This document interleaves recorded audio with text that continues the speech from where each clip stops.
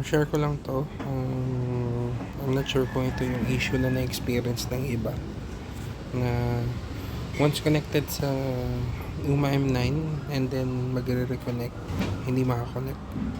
So let's try ito.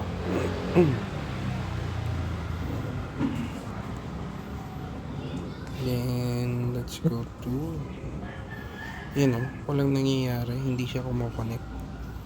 So mayroon akong ginawa. Tingnan natin kung gagana siya.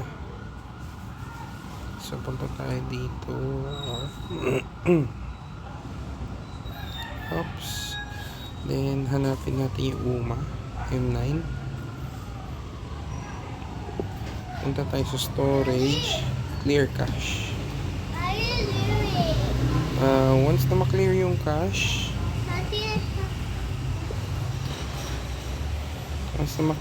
cache, balik tayo dun sa UMA M9. Tingnan natin. Ayun, mapapansin nyo, start ECU link.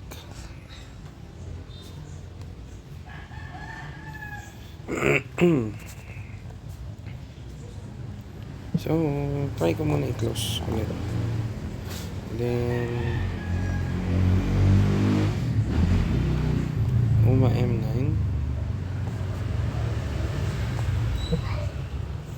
I'm not sure kung bug to sa Android 14 kasi na-experience ko to dito sa Samsung S21 Ultra ko, pero sa S29 na Android 10 hindi ko na-experience tong issue na to. So clear cache.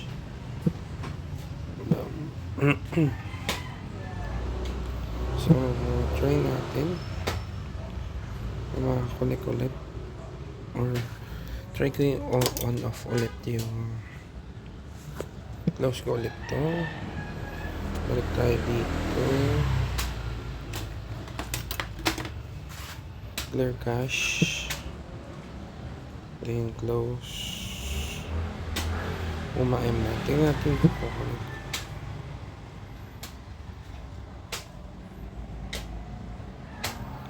So ayaw talaga,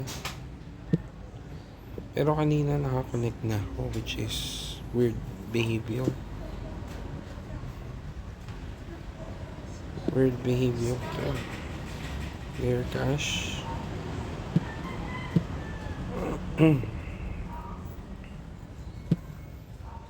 Okay, tingnan natin baka naman active yung UMA.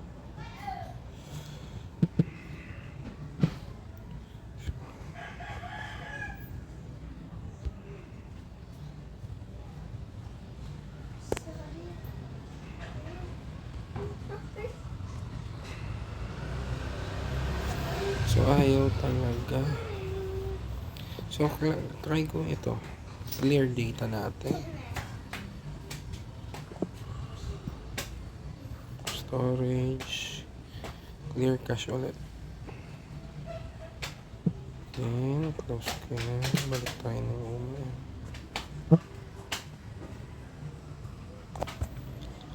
Yan o. So ito, try natin. Info, storage, clear data natin. Okay, clear data. So na-clear na yung cache and dito. Tingnan natin kung gagana na siya while using app. So punta tayo dito.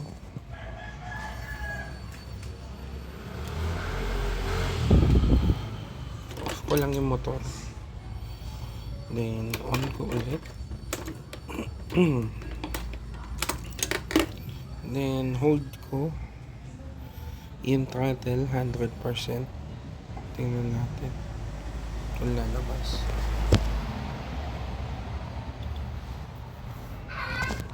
Ayun, lumabas. So estimate mga 10 seconds yan. So tingnan natin. Read ECU information.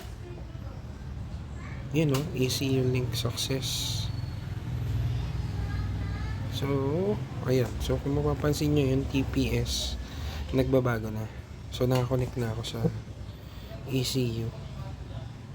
So, may bug talaga yung, I'm not sure kung yung app, hindi working doon sa Android 14. So, siguro hintayin na lang natin yung future updates from UMA. Sana ma-update din na to. Kasi as mentioned earlier, sa UMA, sa Samsung S9 ko na luma na Android 10, wala akong issue na ganito. So that's all. Thank you. Sana nakatulong doon sa mga nagkaka-issue sa connection ng ECU through Bluetooth. Ride safe. Bye-bye.